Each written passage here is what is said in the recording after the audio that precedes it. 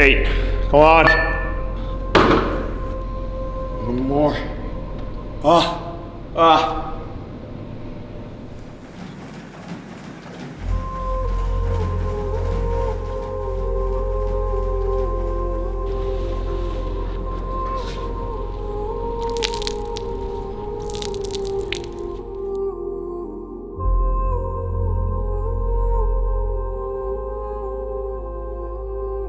In 2014, my confidence was very low. After finishing med school, I hated the way I looked. I was over 200 pounds, being ignored, no one paying attention to me, no girl saying hi or replying back. And I decided that I wanted to change my life for the better. I wanted to get to 10% body fat, I wanted to have a full six-pack, and I wanted people to respect or notice me. 7 years later, I've finally been able to achieve that physique, and a lot of information has been omitted about what it really takes to get to this. I've been able to share this journey with many of my clients, which is exactly what I do. Hello, I just wanted to make this video to share my experience with Dr. Mike. You can see that every piece of advice that he gives you, it's gonna work because it's science, pretty much. He's always researching about a lot of things to give his clients like the best information that he can give. And I'm excited to share it with you guys. This video will be some of the dark truths of getting to 10% body fat and how to navigate through those ebbs and flows. So this video is not to serve as complaining, but more as educational content of how you should navigate these different obstacles you're going to face during your dieting period. But before we dive in, a lot of research and editing goes into making a video like this. Just do me one favor, if you wouldn't mind. Gently hit the like button. It'd be greatly appreciated. And if you enjoy this kind of content, subscribe and hit the notification bell if you're new. Let's kick it off. Number 1 is hunger. As you can imagine, being in a caloric deficit for 12 to 16 weeks and onwards, by definition, you are starving yourself, right? And there are side effects to the starving yourself. You will feel ravenously hungry. It is very normal. Now, there are many ways to mitigate it in terms of volumizing your food, also intermittent fasting. There are many different approaches, but do understand that no matter what, at some point, you're going to feel very, very hungry. The ghrelin hormone in your stomach and the decrease of leptin overall are going to play in combination in terms of making you feel so hungry and also have potential side effects of wanting to binge eat where you have no control over your eating. Insanely caffeine dependent at this stage. I'm a natural athlete. I am 28 years old. I am 174 centimeters, which is 5'8", and my lowest weigh in this prep has been 170 pounds, and I started at 200 pounds. In connection with hunger is caffeine. Now, caffeine has 2 amazing benefits. One is an appetite suppression. The second thing is that it can provide energy, and also, depending on when you take it, it can have an amazing lipolytic effect. However, as you can imagine, my dependence on caffeine is insane. I'm taking a tremendous amount of caffeine for all those particular benefits. When you're dieting down, you're tired constantly. You have a lot of brain fog. It's hard for me to think. It's hard for me to be present all the time because your mind just wanders.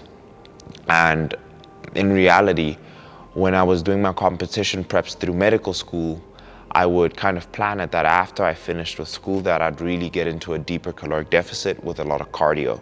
So it's so difficult to do if you're doing a full-time job or something that requires your full attention, but it is so difficult to be there mentally. Also, you're highly irritable. It's, you know, anything and everything irritates you, and from my experience, it's that the hunger and the tiredness cause a certain function of pain or irritation.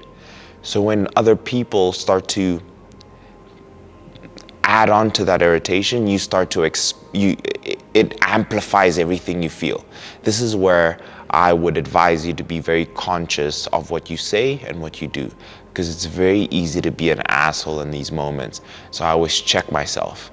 Check yourself, because the people around you are very likely to be loved ones and are there to support you.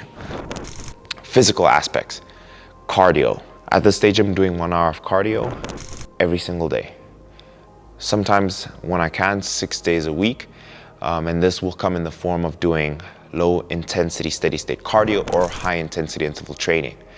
This one aspect already can be very taxing on the body. Coupling that with resistance training, right? Training very hard, lifting weights with good form.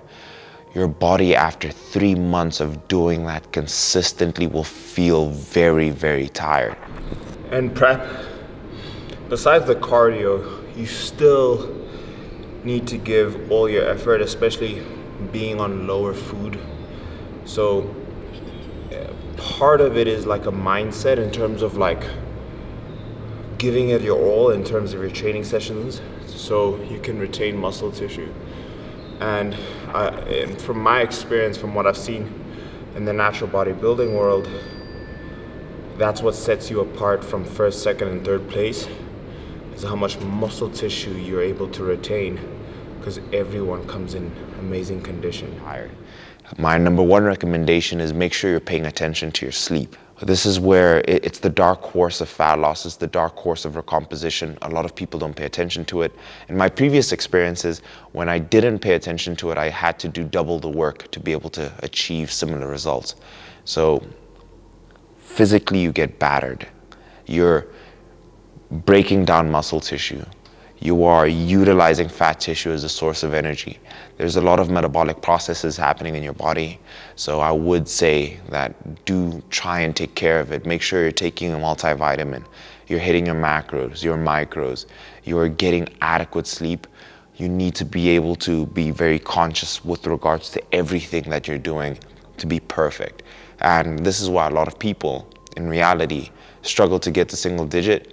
It's that their lifestyle, because you're like working a 9 to 5 or what you're doing on a day-to-day, doesn't allow you to be able to reach those particular goals. And in reality, it's why a lot of people can't get there, because maybe they're not dieting or training right, or maybe they're not getting adequate amount of recovery, or they just don't know what they're doing. So I will say, get enough sleep. But I had 0 sleep. Which is not good, just because I've missed on that day's worth of gains. Like half of the equation, or not half, like 40% of the equation is recovery. So my eyes are on fire, and I sleep. Finally, sacrifice. I got engaged last week. I had some of my best friends fly in from around the world to come and share this moment with me. And if you see, I was eating pumpkin and chicken, prepping. And my fiance was actually helping me prep. So she's very supportive. And that's the sacrifice we had to make. I could barely even have a sip of the champagne that we did, but I'm okay with sacrifices. I feel that everyone who has achieved anything worthwhile has had to do sacrifices, make sacrifices. So it's only part of the game. So I think of it as, you know, doing temporary work for long-term success. And I wouldn't change it for the world. I love what I do. And I think that's what footballers, basketballers, CEOs, people who have accomplished tremendous things in their life have had to do. And understand that if you're trying to get and achieve something fantastic, something great, something to be remembered by, there will be sacrifices. I hope you guys enjoyed this video. If you did, share it with someone, because they are probably wanting to achieve something similar, and it will give them more of a great insight. Like the video if you did enjoy it. If you're new, subscribe. Welcome to the team. If you're interested in working with me one-on-one, get to 10% body fat. Now you understand what it takes. You can book a free call. It's linked in the description. And if you're a good fit, we will jump on a call and we will set you up. But I'll leave it there. I'll see you guys in the next one. Let me know, what are your experiences in terms of being able to diet or get down to those single-digit body fats? I'm interested to hear. And maybe if you have questions or you have doubts or concerns, I can help you and point you in the right direction. Peace.